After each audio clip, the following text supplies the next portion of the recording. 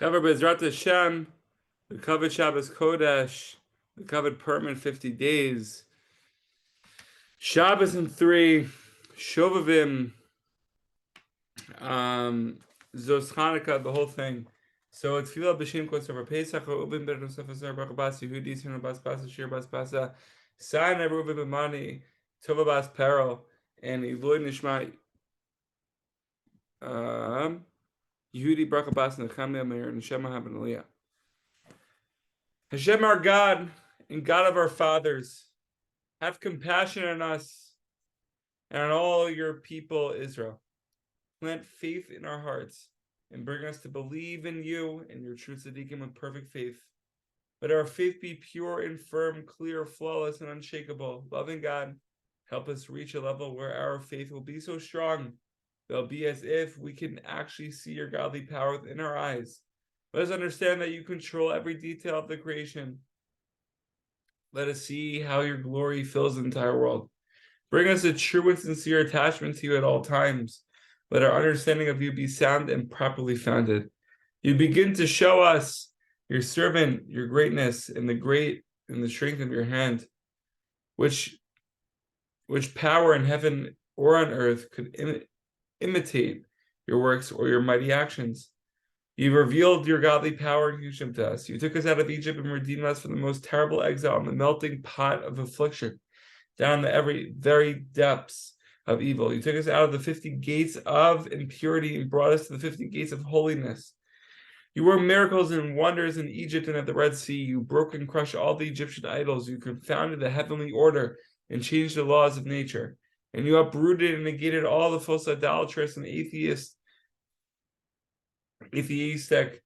beliefs of Paro and the Egyptians. They want to keep the children of Israel submerged in their midst and impose their own false and atheistic beliefs on them. God forbid. The assault on faith was the worst part of the exile.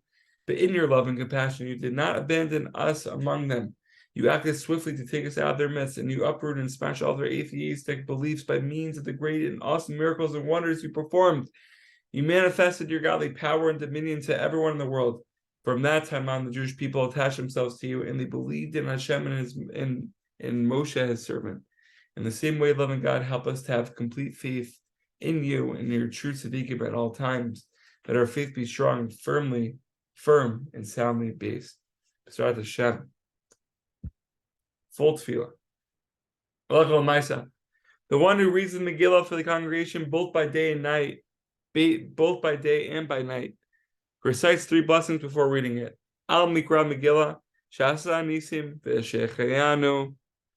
And after he completed reading it, he should roll it up completely and place it before him, and then recite the blessing of Harav et Rivenu.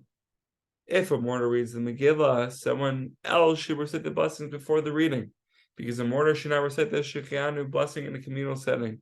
We actually saw that with Hanukkah, I believe, but great to know. Got to Shem. All right, so we're here, chapter 2, Mishnah 11.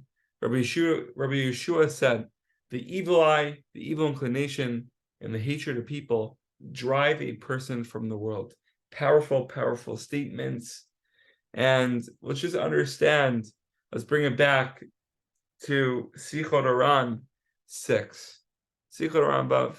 Right, we know about the prankster, runs through the crowd, closed fists. Everyone's wondering what's going on within the hand, and the prankster is showing everyone, and he's making it seem like there's something so precious inside. But really, when he opens up his hand, there's nothing in it.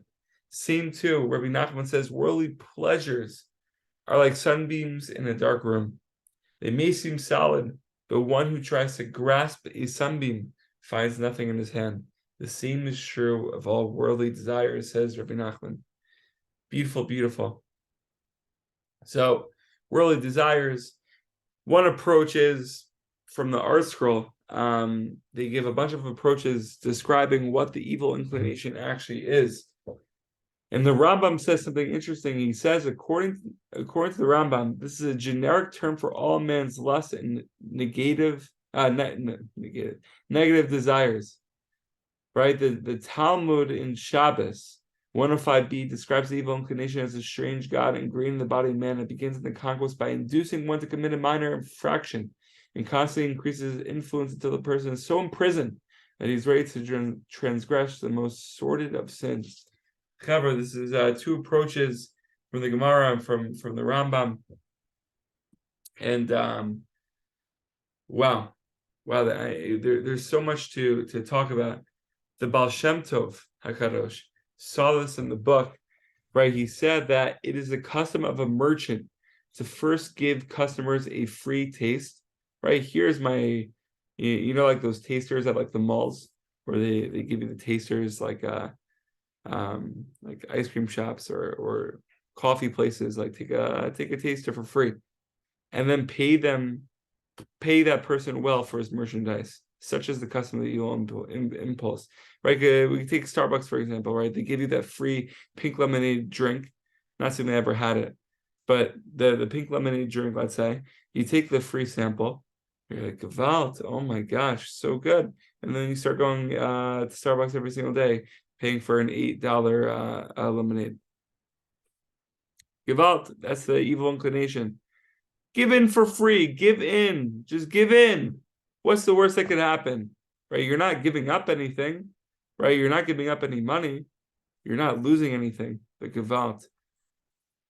The more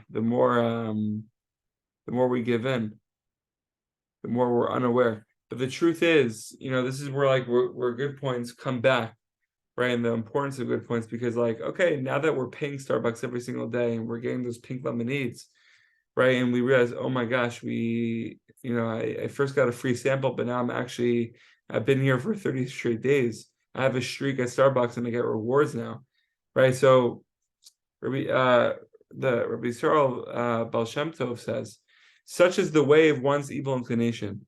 First, it asks permission to live in your house together with you, right? That pink lemonade, come here, right, for free. You refuse. You're like, I'm not so thirsty. And then it asks at least have permission to tarry for a short while as a guest for the night, right? So the guest for the night is that free sample, right? It enters, it never leaves. You refuse, then it asks for permission at least to hang a hook on the wall. You give in a little.